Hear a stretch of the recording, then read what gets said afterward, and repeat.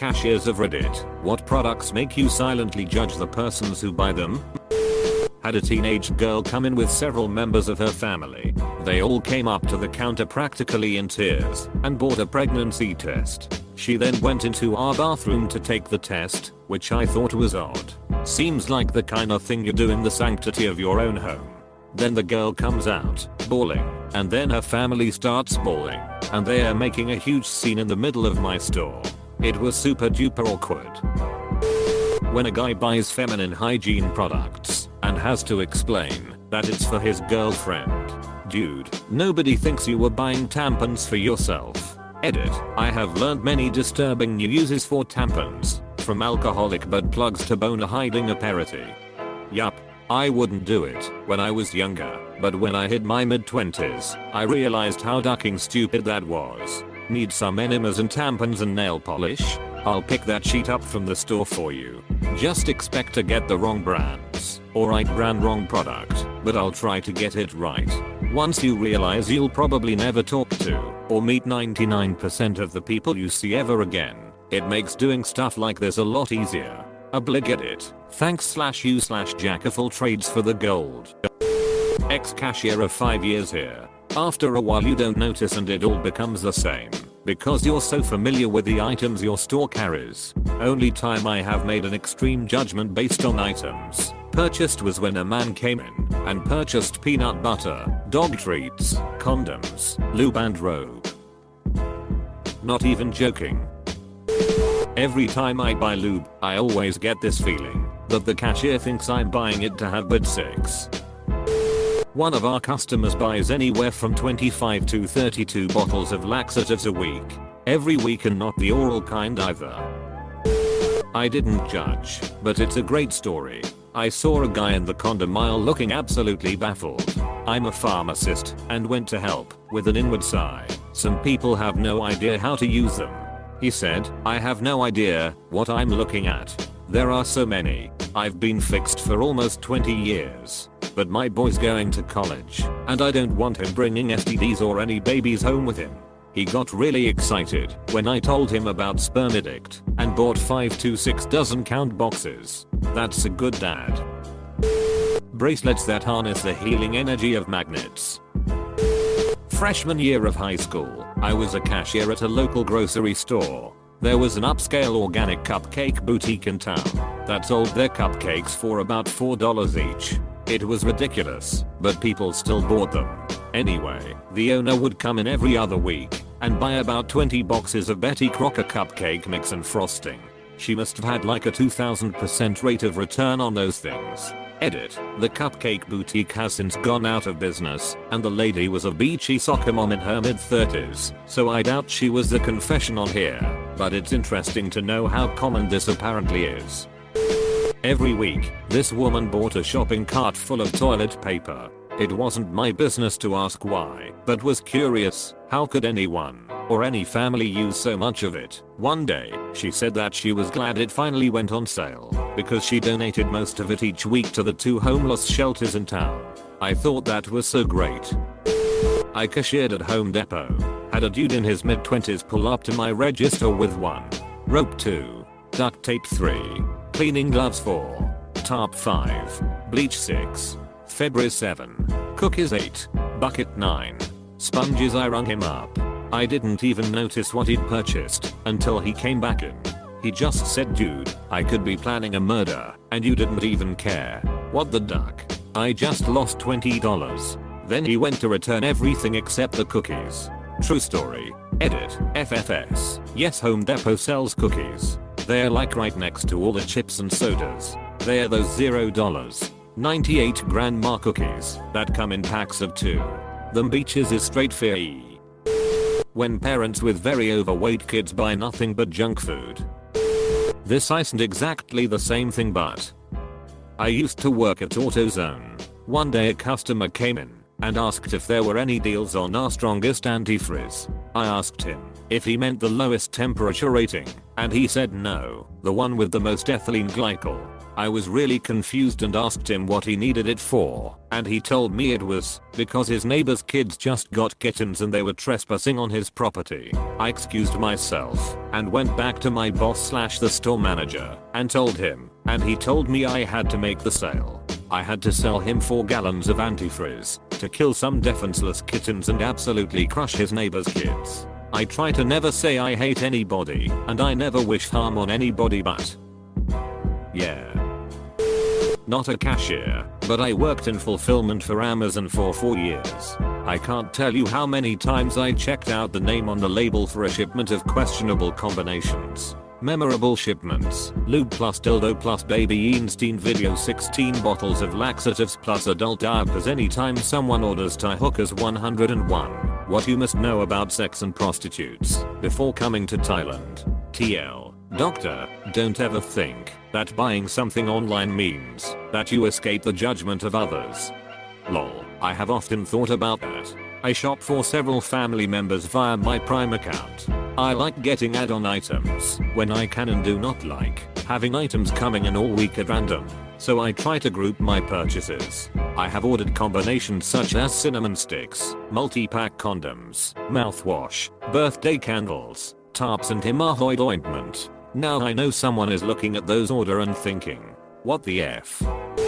A Vietnamese lady came in a day after Valentine's Day to buy candy. She bought hundreds of bags. I made a joke about how the dentist bill must be insane, and she told me how she sends the candy to orphan homes in Vietnam because they don't have candy there apparently.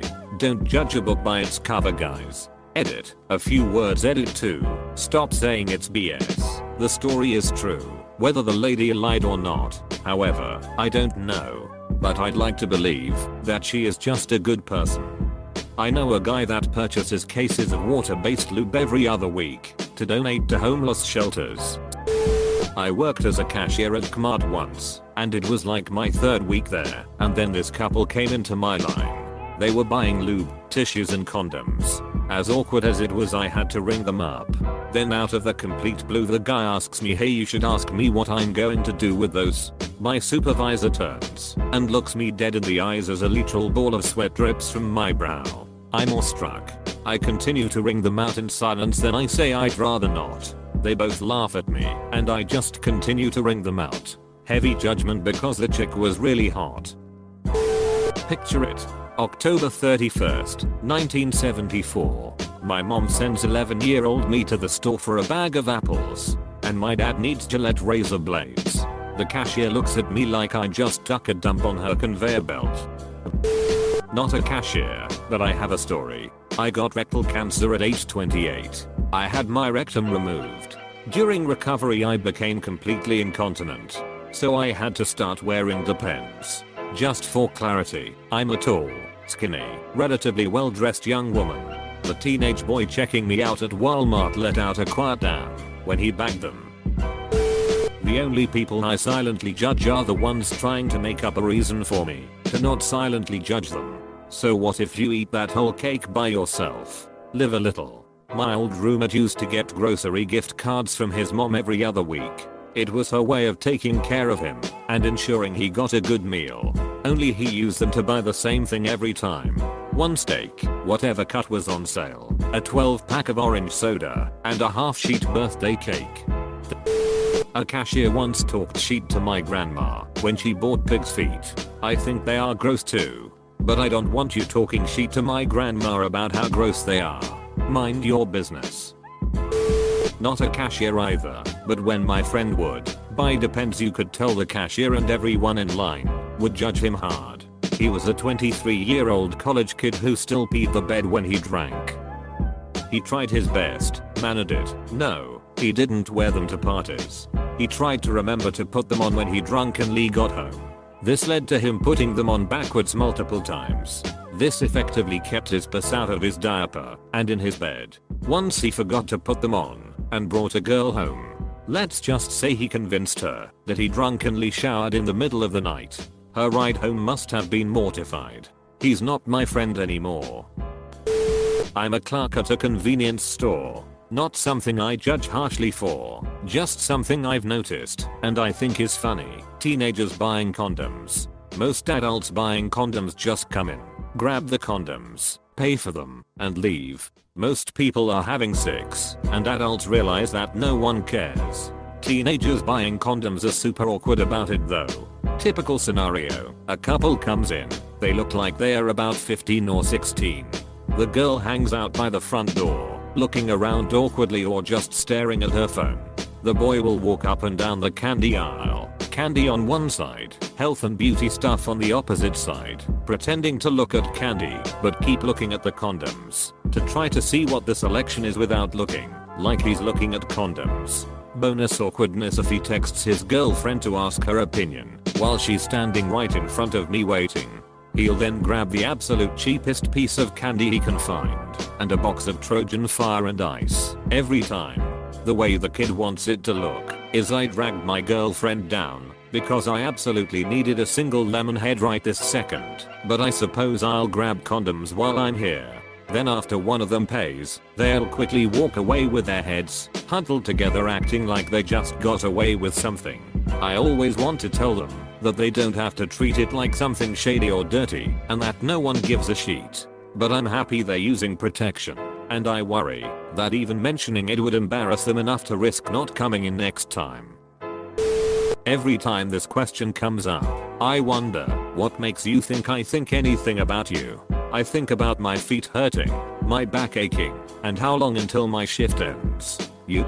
Not so much. TLDR, while being a cashier I questioned why someone would subject themselves to itchy fabrics. As a teenager I was judged for buying condoms that were for a reason other than sex.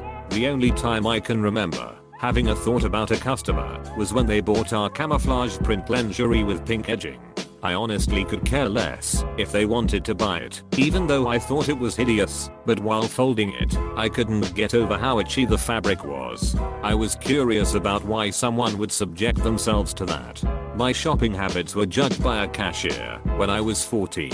My music teacher sent me to the store for unlubricated condoms. They are a way of keeping actors' sweat from damaging body microphones. It was a small town and the cashier knew me. She was horrified about what I was buying, and before I could explain she insisted on calling my mother to let her know I was having sex. I then got to explain in a very loud voice I was a virgin, and they were for microphones. Even if I had been buying them for sex, I would think the smarter move on her part would be to sell them to me. If teenagers have decided to have sex, then they are going to do it regardless of how adults feel. Public shaming and denying them protection is not going to stop sex, but can lead to other consequences. Edited to add additional information. Both the teacher involved and myself are females. I used to work at a local pharmacy and a regular customer came in. The only items he purchased were a wrist brace and a tube of Kai jelly. He must have noticed me looking at the items, and he said, "I swear these are unrelated." Whatever helps you sleep at night, dude.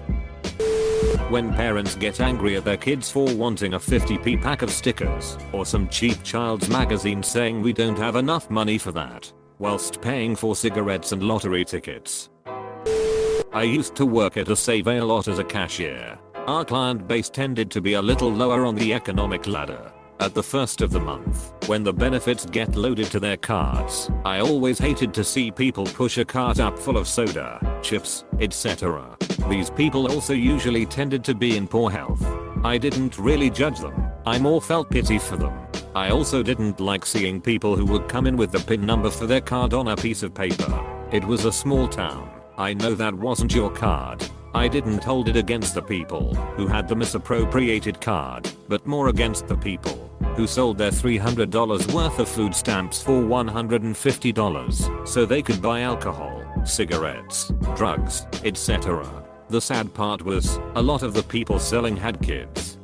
Just out of college, I was on food stamps for a bit. I was having a friendly conversation with a cashier when she scanned a piece of aged cheese, which can have 25 grams of protein per serving and don't require refrigeration. She looked at the card in my hand and stopped talking, didn't even tell me my total.